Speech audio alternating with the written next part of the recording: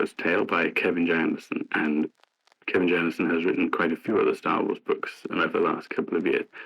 This story tells the tale of Het and Kick, a Jawa without the usual outlook of a Jawa.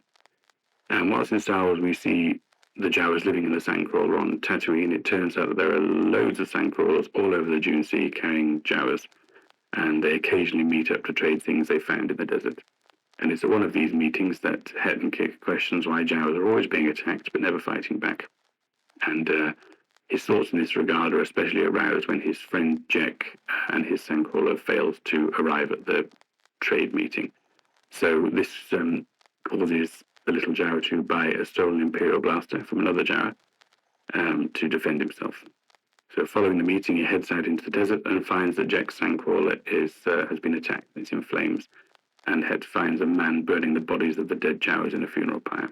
And it turns out this man is Ben Kenobi, and the Jawas have arrived just after Luke has set off in his land speeder to find out what's happened to Unclone and Arboreal.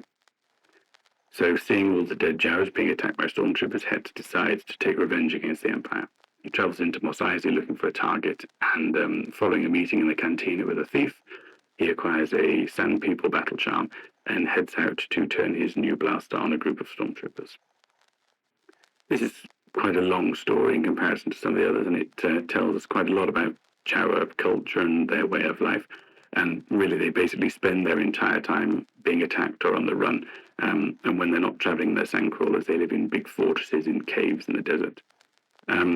We see Jawas definitely outside of the cantina, I think inside too, in Star Wars, but I'm not sure which one of them is supposed to be Het and Kick. Maybe none of them are, I'm not sure. But so in this story we learn that Jawas aren't just little gibbering creatures that steal droids. They have their own culture, and they're just victims of the desert, I suppose.